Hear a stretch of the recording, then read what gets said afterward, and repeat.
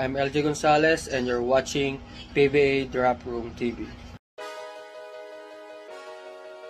Napapansin po namin na 88% ng aming viewers ay di pa nakasubscribe. Kaya't kung nagustuhan niyo naman po yung video, bilang tulong lang sa aming channel, ay hinihiling lang po namin na pakipindot ang like, subscribe button at notification bell. Maraming salamat mga ka-Draft Room! Welcome back po mga ka-Draft Room. Nagsisimula na ang Commissioner's Cup. Kaya right time na ito para gumawa ng another map. Sinunod pa din po namin ang order ng last drop dahil nagsisimula pa lang naman ang season. May konting pagbabago po dito dahil sa ilang standout players ngayon sa UAAP at NCAA. Pero nga po at sisimulan na natin. Sa first overall pick, Terra Firma selects Justin Baltazar.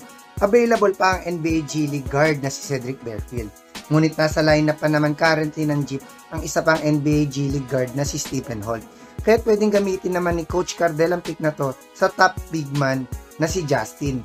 Right away ay magkakaroon sila ng post-up threat na hanggang ngayon ay kulang pa din sila. Magkakaroon din sila ng elite inside and outside tandem na Baltazar at Holt next season.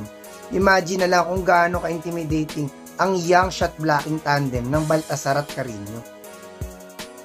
Sa second overall pick, Blackwater selects Cedric Barefield. Malaki na din ang inimprove ng roster ng Bossing. Pero upang mas lumakas pa ang kanilang chance makapasok sa playoffs, ay dapat punin pa din nila ang best available talent. At si Barefield yun. Magkakaroon si Coach Jeffrey ng franchise player caliber na pwede maitapat sa level ng talent sila Mikey at Holt. Malaki ang posibilidad na makapasok agad sa quarterfinals ang Blackwater next season.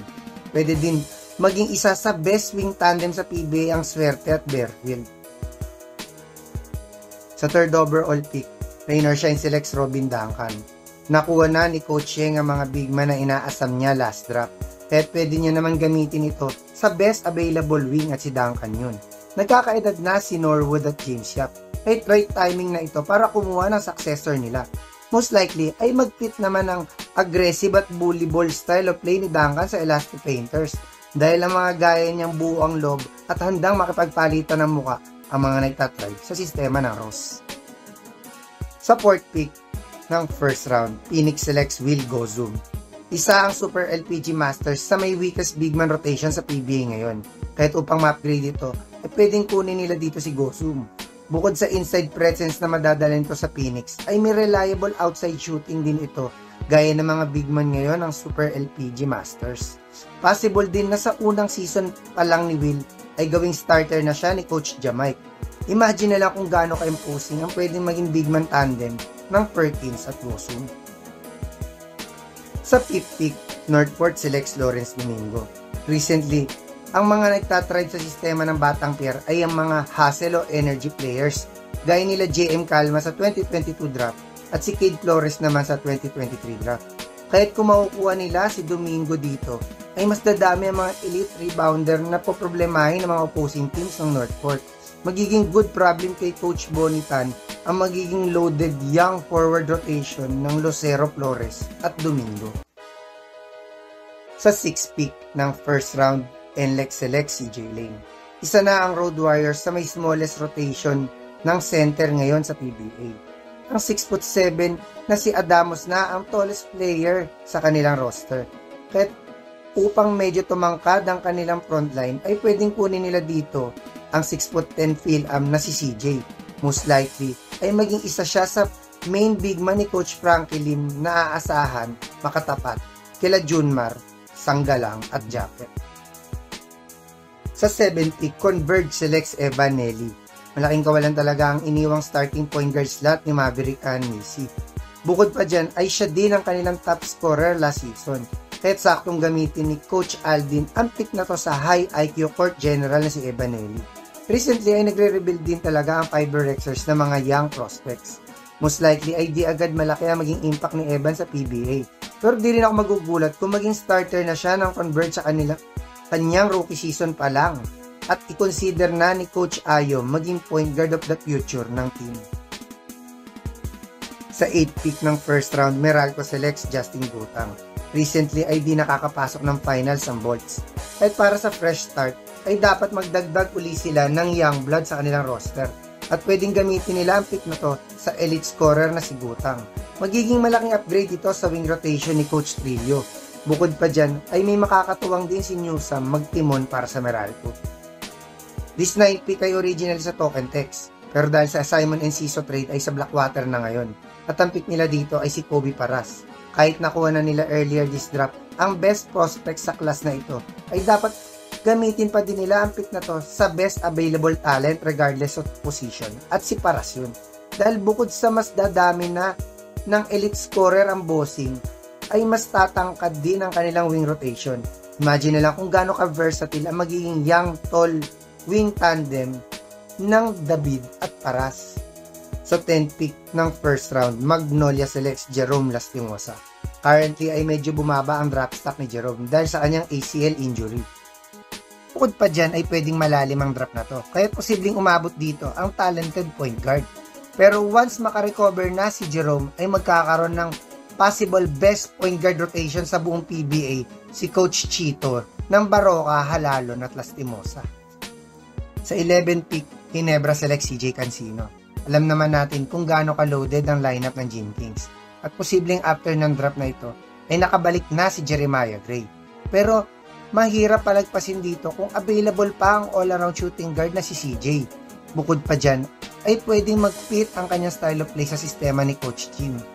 Imagine na lang kung gaano ka-deadly ang do-it-all tandem ng Thompson at Cancino. Sa 12th pick ng first round, San Miguel selects David Penny. Gaya ng Ginebra ay palaging loaded din ang lineup ng SMB, ngunit nagkakaedad na si Chris Ross at maliban kay Romeo ay walang ibang point guard ang consistent na nagko-contribute. Kaya't pwede nila gamitin ang pick na to sa all-around Phil-Canadian guard na si Penny na pwedeng maging point guard of the future ni Coach Leo. Sa first pick ng second round, Terra Firma selects Mark Nonoy. Nakapag-upgrade na ang jeep ng kanilang center, kahit pwede naman nila gamitin ang pick na to sa isang guard at saktong kunin nila dito ang fastest prospect sa class na ito na si Nonoy. Imagine na lang kung gaano ka-deadly ang points guard tandem ng Nonoy at Chongsun. The second pick ay originally sa Blackwater pero ngayon ay sa NLEX na at ang pick nila dito ay si Ben Phillips. Sa pagkawala ni Kinyahan ay numipis talaga ang center rotation ng Road Warriors. Kaya pwede nila gamitin ang pick na to kay Ben. Most likely ay mabigyan agad ng playing time ni Coach Frankie itong si Phillips dahil may similarity siya sa mga karamihan ng mga centers ngayon ng NLEX. Tough, hard-nosed defenders na may reliable 3-point shooting. Sa third pick ng second round, Raynor Shine selects LJ Gonzalez. Isa din sa manipis pa sa rotation ng Elasto Painters ang kanilang point guard depth. Kahit saktong kunin nila dito ang FEU star. Most likely ay mag-thrive siya sa sistema ng Raynor Shine dahil ang mga gaya niyang buwang lob ang mga laging hinahanap ni coaching tuwing kumukuha ng prospect. Si Sport pick ay originally sa Phoenix pero ngayon ay sa Raynor Shine na at ang pick nila dito ay si Brandon Ramirez. Sa last draft pa lang ay kita na pinaghahandaan na ng Elasto Painters ang pag-recline ni Belga sa pagkuha ng dalawang stretch big man. Kahit para sa patuloy na pagre-rebuild ni Coaching ay pwede niya kunin dito ang isa pang stretch big na halos kasing lapad din ni Bo na si Brandon. This pick ng second round ay originally sa Northport pero ngayon ay sa Ginebra na at ang pick nila dito ay si James Spencer. Kita naman natin ang tinaas ng draft stock nila Tapin at Rogers sa last draft dahil sa paglalaro sa NBL New Zealand. Kahit kung aabot pa si Spencer dito na naglalaro na din ngayon sa NBL 1 ay malabong palagpasin ito ni Coach Tim. Sa 6th pick, NLEX selects Ava Neiva. Patuloy na kumukuha si Coach Frankie ng mga field foreigner wing scorer gaya ni Robbie Herndon sa free agency at Richie Rogers sa last draft. Kahit di na ako magugulat kung gamitin ng Road Warriors ang pick na to para mas lalo pang palalimin ang kanilang wing rotation. This 7th pick ng second round ay originally sa Converge pero ngayon ay sa Raynor Shine na at ang pick nila dito ay si CJ Payawan. Nakakuha na ng slasher at big man at playmaker ang Elasto Painters sa draft na ito.